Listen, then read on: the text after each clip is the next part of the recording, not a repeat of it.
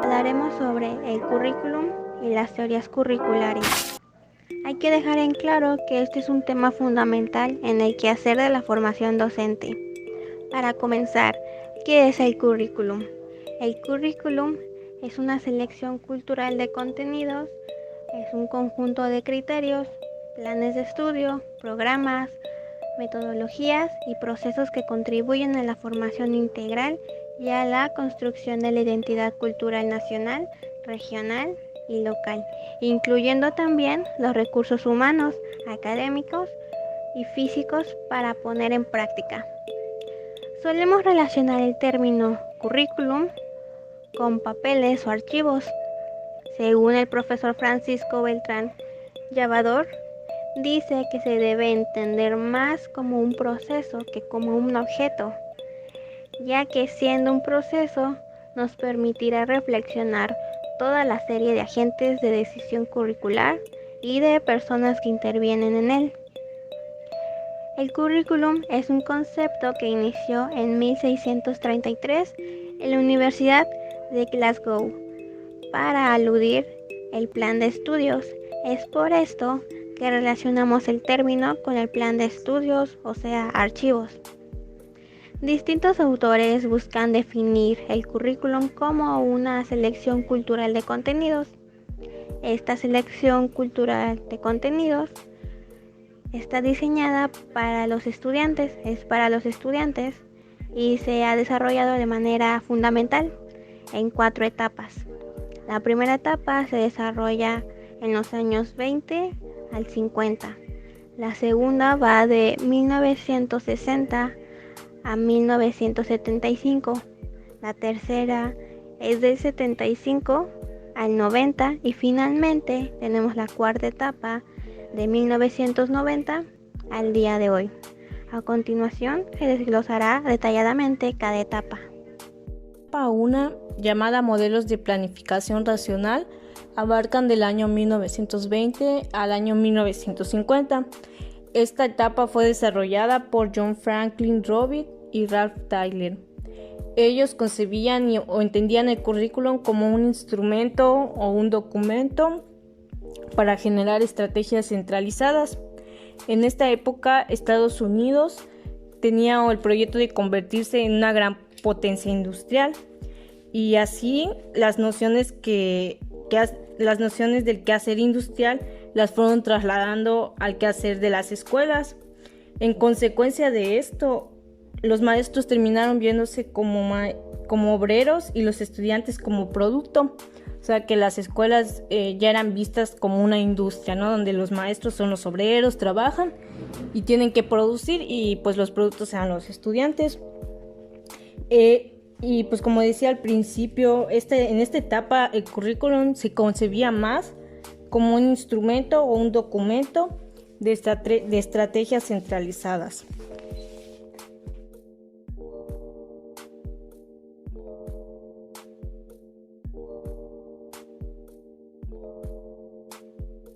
Segunda etapa de los proyectos curriculares o un enfoque práctico o de procesos.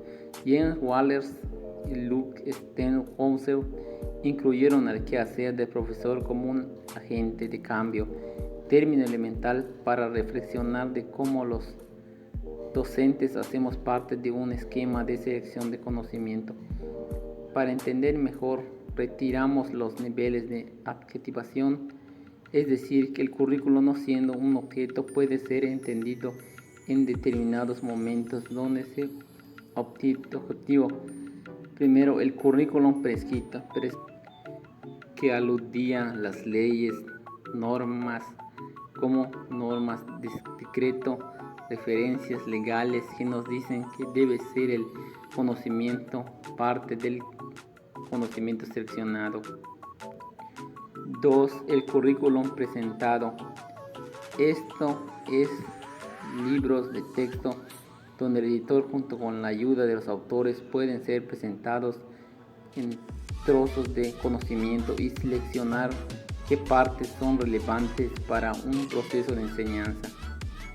El currículum moldeado es el quehacer de los maestros y de los centros escolares para seleccionar y ordenar el currículum que operan y que se entregarán a los estudiantes.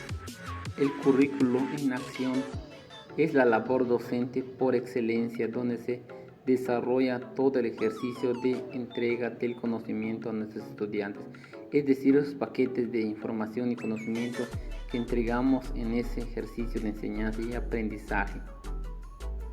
Por último, el currículum evaluado tiene que ver con todos esos procesos de conocimiento de que recibió el estudiante y que realmente aprovechó de esos procesos de aprendizaje.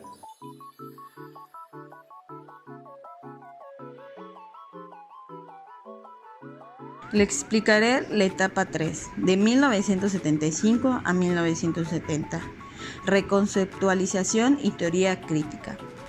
Acontamos a dos autores en estos temas, que viene siendo William Pinar de la teoría del currículum y M. Apple de la teoría de sociocrítica. Ellos dos trabajaron el currículum como un campo de estudio y como una toma de conciencia crítica. Las teorías críticas del currículum lleva a introducir las nociones como ideología, homogénea, capitalismo y emancipación y alineación. Esta es el desarrollo de las escuelas de Branford, quienes limitaron a un ejercicio de entender cómo la sociedad emancipa y cómo la educación igual puede ser un ejercicio del quehacer de los ciudadanos. Las teorías críticas ayudaron a desarrollar el currículum oculto. Esto es que alude que aparte del currículum oficial y que sabemos que existen conocimientos que no se ven. Los autores que las representan son Philly Jackson y Surco Torres de España. El currículum oculto ha tratado de demostrarnos que atrás de todo esto existe un montón de intencionalidades de prácticas escolares que entregan determinados conocimientos. La cuarta etapa abarca desde 1990 hasta la actualidad y es la etapa de las teorías postcríticas. Abarca una pluralidad de perspectivas que emerge del clima cultural actual, sus presupuestos que producen aportaciones que buscan la reconstrucción del currículo en los procesos educativos. Teorías como el multiculturalismo, el posmodernismo, el postestructuralismo y el poscolonialismo, que han tomado un notable auge por la riqueza de sus postulados. El multiculturalismo implica una revolución epistemológica, por cuanto las ideas que propugna generan significativas controversias en torno a las relaciones de género, desigualdad entre hombres y mujeres, conocimiento y sexualidad, identidad heterosexual, la visión liberal o humanista y el respeto a las diferentes culturas. Esta dinámica multiculturalista posibilita una nueva mirada para reinterpretar el campo del currículo al fomentar espacios de pluralización étnica. Promueve la diversidad de creencias, de modos de vida e idealmente intentar abolir la discriminación que sufren las minorías. Así, construye una ética que tematiza la relación con el otro, ocupando la diferencia un lugar prioritario. Hay que promover la convivencia de las distintas culturas en el espacio pedagógico.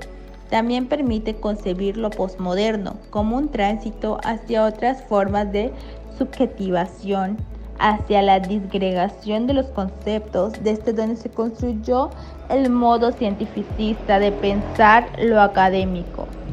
Anuncia, por tanto, las posibilidades discursivas que reconocen nuevas estructuras de poder vinculadas al saber. El postestructuralista entiende el currículum como una práctica cultural y práctica de significación, como síntesis de elementos culturales, conocimientos, valores, costumbres, creencias que conforman una propuesta política educativa, pensada e impulsada por diversos grupos y sectores sociales, cuyos intereses son diversos y contradictorios, aunque algunos tiendan a ser dominantes o homogénicos, y otros tiendan a oponerse y resistirse a tal dominación. La teoría poscolonista reclama un currículo descolonizado que permita utilizar el recurso de la literatura, revisar los temas pedagógicos convencionales, el vocabulario colonizado, pensando en la justicia sociocognitiva. Esto ofrece impulso a una nueva política que considera el análisis epistemológico de la pluralidad de corrientes del pensamiento y de la emergencia de los nuevos movimientos sociales. Ahora bien, es necesario romper con las formas de pensar que cimentaron un determinado tipo de currículo y, en consecuencia, asumir posturas emergentes situadas en la base de las nuevas sensibilidades de los grupos sociales. Es por ello que las teorías poscríticas constituyen horizontes para transformar y hallar el sentido histórico de los saberes con los cuales se pretende transfigurar el currículum. Ahora, como último, nos habla de Tadeu da Silva, que destaca la importancia de impulsar los valores interrogándolos genealógicamente para determinar qué voluntad de saber poder mueve un currículo y, a partir de estas formulaciones, mostrar las posiciones particulares relacionadas con un campo de fuerza.